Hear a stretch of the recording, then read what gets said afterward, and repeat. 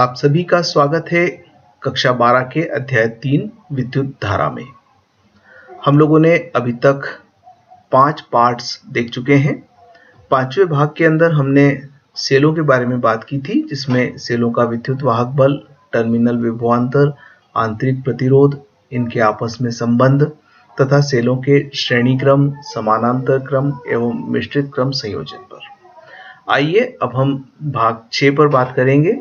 भाग 6 में हमारे बिंदु रहेंगे किरचॉफ के नियम तथा व्हीटस्टोन सेतु का सिद्धांत।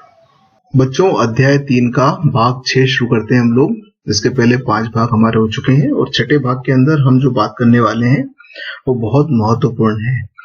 परीक्षा के दृष्टिकोण से देखा जाए तो ये काफी महत्वपूर्ण होता है और इसमें 3 प्रश्न हम चर्चा करेंगे। उसमें किरचॉफ के नियम है, व्हीटस्टोन सेतु का सिद्धांत है और मीटर सेतु है। तो आप लोग इस वीडियो को पूरा ध्यान से देखिएगा, आखिर तक देखिएगा, क्योंकि तीनों बातें काफी महत्वपूर्ण है। आइए शुरुआत करते हैं हम लोग किरचॉफ के नियम से। तो जैसा कि 3 बातें धारा विद्युत के अंतर्गत मेन है, जिसमें विभवांतर है, विद्युत धारा है और प्रतिरोध है। परिपथ में जब विद्युत धारा बहती है तो विभवांतर की आवश्यकता होती है और प्रतिरोध के कारण से धारा का मान नियंत्रित होता है।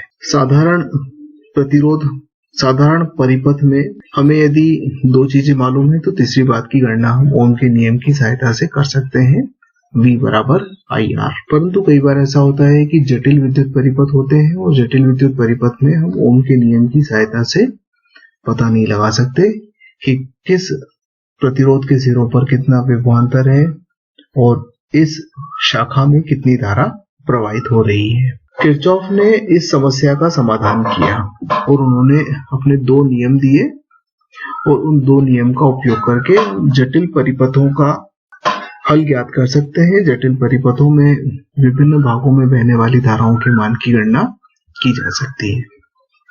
तो आइए देख लेते हैं प्रथम नियम। और ये प्रथम नियम जो है ये संधि के नियम के नाम से भी जाना जाता है।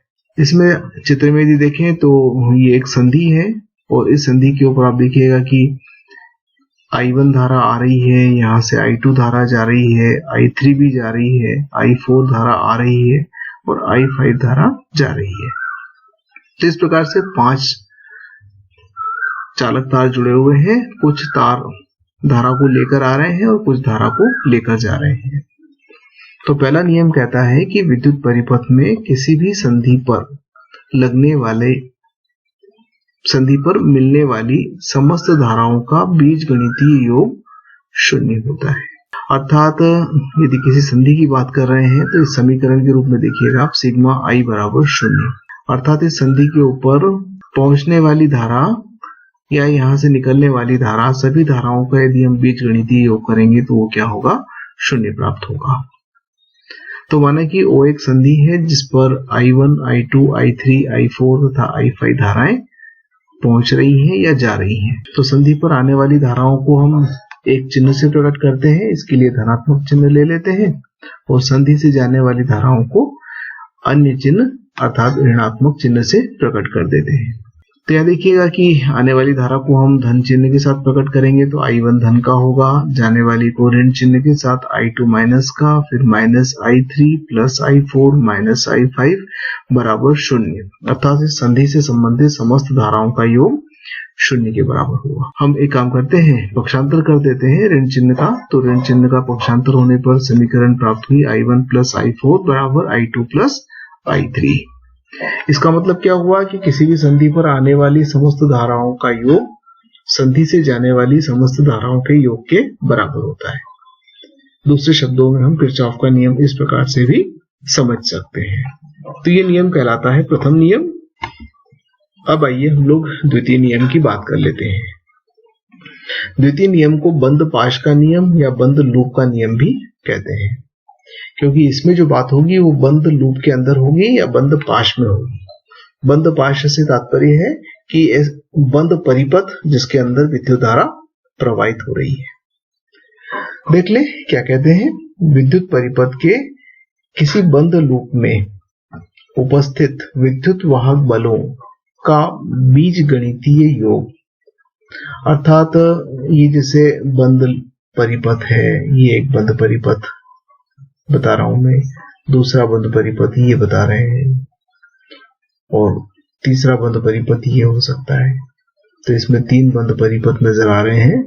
तो किसी भी बंद परिपथ को अगर ले लें अपन, तो उसमें उपस्थित समस्त विद्युत वाहक बलों का बीजगणितीय योग उस लूप के विभिन्न भागों में बहने वाली धाराओं और संगत प्रतिरोधों के गुणनफल के बीजगणितीय योग के बराबर होता है। अर्थात विद्युत वाहक बलों का बीजगणितीय योग और इसमें बहने वाली धाराएं,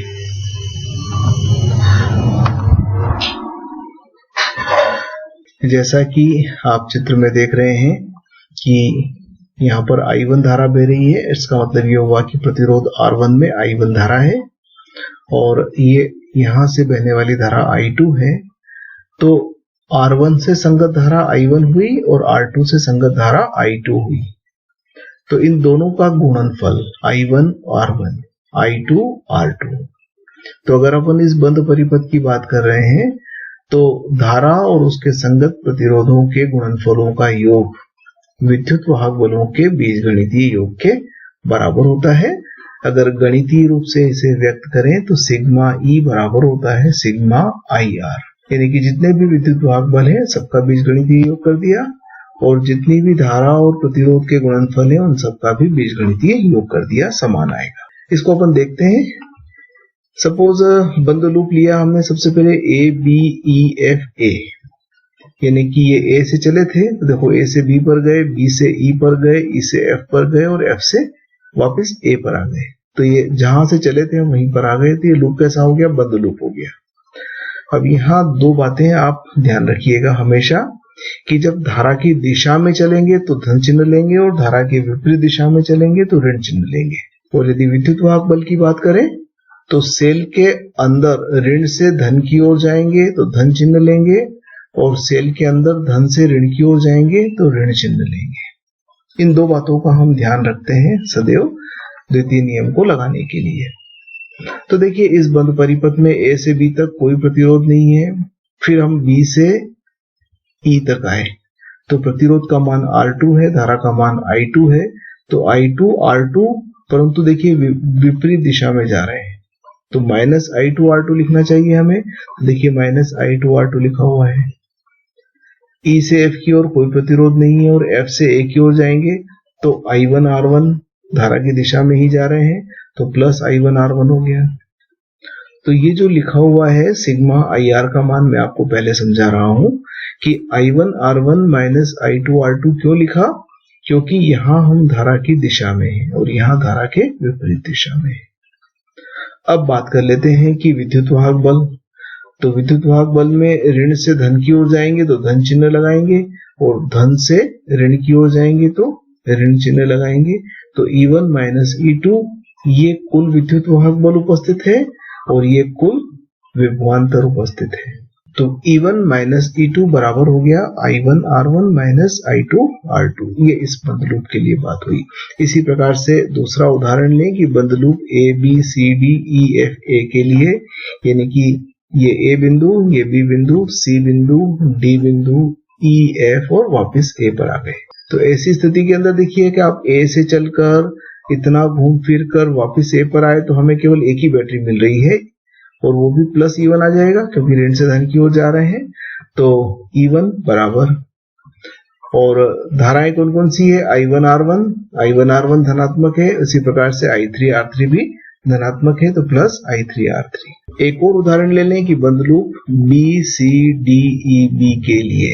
यहां देख लें BCD E और B इस लूप में बात कर रहे हैं। तो यहाँ पर भी केवल एक ही सेल लगा हुआ है E2 और उसमें हम ऋण से धन की ओर जा रहे हैं तो प्लस चिन्ह के साथ लिया। तो यहाँ पर धारा कौन सी है? एक तो I2 R2 और दूसरी है I3 और वो बहती है R3 में। तो I3 R3 और दोनों हम जिस दिशा में चल रहे हैं उसी दिशा में बहती हैं तो इसलिए I2 R2 plus I3 R3 के बराबर होगी। तो ये किरचॉफ के दोनों नियम हो गए। अब आ जाइए बात कर लेते हैं व्हीटस्टोन सेतु पर। व्हीटस्टोन सेतु एक प्रकार का परिपथ है। इस परिपथ की खासियत क्या है, इसमें 4 प्रतिरोध होते हैं। यहाँ देखिए आप, एक प्रतिरोध को P से प्रकट किया गया है, दूसरे को Q से प्रकट किया गया है, तीसरे को R से प्रकट किया गया है और चौथे को S से प्रकट किया गया है। तो यदि 4 प्रतिरोध किसी चतुर्भुज की 4 आसन्न भुजाओं के द्वारा व्यक्त किए जाएं, ये एक चतुर्भुज बना रहे हैं, देखो ABCD एक चतुर्भुज है, इसकी 4 आसन्न भुजाएं हो गई P, Q, R और S।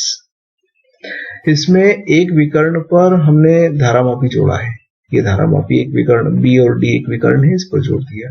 और दूसरा विकर्ण है AC, A और C के बीच, उस पर क्या जोड़ा है, देखो A से बैटरी जोड़ी, एक कुंजी जोड़ दी और उसको C से जोड़ दिया। तो दूसरे विकर्ण के ऊपर जोड़ दिया है एक सेल या विद्युत वाहक बल का स्रोत और एक विकर्ण के ऊपर जोड़ दिया है धारामापी। तो ये जो परिपथ बना, इस परिपथ का नाम हो गया व्हीटस्टोन सेतु। तो आप समझ चुके होंगे कि व्हीटस्टोन सेतु से क्या तात्पर्य है। व्हीटस्टोन सेतु एक विशेष प्रकार का परिपथ है जिसमें 4 प्रतिरोध चतुर्भुज की 4 आसन्न भुजाओं के द्वारा व्यक्त किए जाते हैं तथा एक विकर्ण पर धारामापी जोड़ा जाता है और दूसरे विकर्ण पर सेल को जोड़ दिया जाता है। अब इसमें एक विशेष स्थिति होती है कि धारामापी में विक्षेप शून्य हो। यहाँ पर देखिए आप, धारामापी में बहने वाली धारा को IG से प्रकट किया गया है, परंतु विक्षेप शून्य होगा, इसका मतलब IG का मान क्या हो जाएगा, शून्य होगा। तो IG का मान शून्य हो, ऐसी स्थिति में अगर है तो हम कहते हैं कि सेतु संतुलन में है। सेतु कैसा है, संतुलन की अवस्था में है। तो सेतु संतुलन की स्थिति में IG बराबर शून्य हो तो किरचॉफ का नियम लागू होता है, मतलब किरचॉफ के नियम के लागू होने की ये वाली शर्त अनिवार्य है। तो किरचॉफ का नियम क्या कहता है कि सेतु संतुलन की स्थिति में किन्हीं 2 संगत भुजाओं में लगे प्रतिरोधों का अनुपात शेष 2 संगत भुजाओं में लगे प्रतिरोधों के अनुपात के बराबर होता है। यानी कि 2 संगत भुजाएं, ये वाली और ये वाली संगत भुजा है, या फिर ये और ये संगत भुजा है, तो हमने इसको और इसको एक साथ लिया और फिर 2 बची हुई ये और ये दोनों होंगी। तो 2 संगत भुजाओं में लगे प्रतिरोधों का अनुपात यानी कि P/Q, ये P/Q लिखा, किसके बराबर होगा, अन्य 2 संगत भुजाओं में लगे प्रतिरोधों के अनुपात के बराबर होगा, यानी कि R/S के बराबर होगा। यह सिद्धांत व्हीटस्टोन सेतु का सिद्धांत कहलाता है। अब आइए हम इस व्हीटस्टोन सेतु के सिद्धांत को सिद्ध करना चाहेंगे कि ये वास्तव में हम जो कह रहे हैं वो सही है। तो माना कि PQR तथा S व्हीटस्टोन सेतु का निर्माण कर रहे हैं, हम देख चुके हैं चित्र के अंदर। G धारामापी है, E सेल है, PQRS तथा G में बहने वाली धाराएं क्रमशः I1 minus IG, I2 plus IG एवं IG है। आप इसको एक बार समझ लो। देखो क्या हुआ कि यहां से धारा आई और A बिंदु पर ये धारा बढ़ गई, 2 भागों में, I1 P में गई और I2 गई R में। अब I1 धारा P में बहती हुई B पर पहुंची, फिर यहाँ पर 2 भागों में बढ़ गई, IG नीचे चली गई, तो अब क्या बची, I1 माइनस IG। तो I1 माइनस IG कौन से प्रतिरोध में है, Q में है। इसी प्रकार से I2 धारा इधर से आई D बिंदु तक और ऊपर से IG भी आ गई, तो अब S के अंदर बहने वाली धारा कौन सी हुई, I2 प्लस IG। तो विभिन्न प्रतिरोधों में P, Q, R, S और धारामापी में बहने वाली धाराएं क्या है, क्रमशः I1 minus IG, I2 plus IG और IG क्या है, धारामापी में बहने वाली धाराएं हैं। तो ये विभिन्न इस प्रतिरोधों में बहने वाली धाराएं हैं। तो अब हम किरचॉफ का नियम लगा सकते हैं बंद लूप ABDA के लिए। ABDA क्या है, तो ABDA यानी कि A से चलेंगे B पर जाएंगे, B से चलेंगे D पर आएंगे और D से चलेंगे A पर आएंगे। तो इस बंद लूप में आप देखिए क्या कोई बैटरी लगी हुई है, नहीं लगी हुई है, इसलिए विद्युत वाहक बल का मान हो गया 0। तो कुल मिलाकर जो भी धारा और उसके संगत प्रतिरोधों के गुणनफल का योग है वो 0 के बराबर आ जाएगा। तो यहाँ क्या है, I1P, एक तो ये हो गया, दूसरा प्लस IG इंटू G और तीसरा क्या हो जाएगा, D से एक ही हो जाओगे तो माइनस I2R बराबर 0। तो आप देखिए हमने यही समीकरण बना रखी है कि I1P plus IgG minus I2R बराबर 0। इसी प्रकार से बंद लूप ले लिया बी डी सी बी के लिए। तो बंद loop B D C B इसको देख लेते हैं। तो ये बी, ये डी, ये सी और ये बी हो गया। तो बी से जब डी की ओर जाओगे तो I1G प्लस होगा, डी से ए की ओर जाओगे तो I2 प्लस IG गुणित S ये भी प्लस होगा, और C से B की ओर जाओगे तो I1 minus IG into Q ये माइनस होगा, क्योंकि धारा देखिए ऊपर से नीचे आ रही है। तो Q के साथ वाली टर्म माइनस है, S और G के साथ वाली टर्म प्लस है। यहाँ पर देख लीजिएगा, हमने जो भी वहां कहा था वही लिखा है, IG into G plus I2 plus IG into S minus I1 minus IG into Q बराबर 0। ये समीकरण 1 और 2 बना ली। अब यदि सेतु संतुलन में है, जैसा कि हमने कहा था कि व्हीटस्टोन सेतु का सिद्धांत तो तभी लागू होता है जब सेतु संतुलन में हो, यानी कि IG का मान 0 के बराबर हो। तो IG का मान 0 होगा तो समीकरण 1 में IG 0 होने से ये 0 हो जाएगा। तो क्या बचेगा, I1P माइनस I2R बराबर 0। तो समीकरण 1 से I1P माइनस I2R बराबर 0 हो गया। इसका मतलब I1P बराबर I2R। और इसी प्रकार से समीकरण 2 में अगर देखें तो ये वाली टर्म 0 हो गई और ये 0 हो गया। तो केवल बचा क्या है, I2S माइनस I1Q, क्योंकि ये 0 हो गया, बराबर 0। I2S माइनस I1Q बराबर 0। यहां पर भी लिख सकते हैं I1Q बराबर I2S। अब समीकरण 3 को 4 से भाग दे दें तो I1 कट जाएगा, I2 कट जाएगा, तो P अपॉन Q बराबर R अपॉन S। ये व्हीटस्टोन सेतु का सिद्धांत हुआ। तो मेरा विचार है कि हम यहीं तक बात करें, क्योंकि वीडियो थोड़ा सा लंबा हो रहा है, लगभग 16-17 मिनट का होने जा रहा है। तो नेक्स्ट इसमें हम मीटर सेतु को लेना चाहेंगे।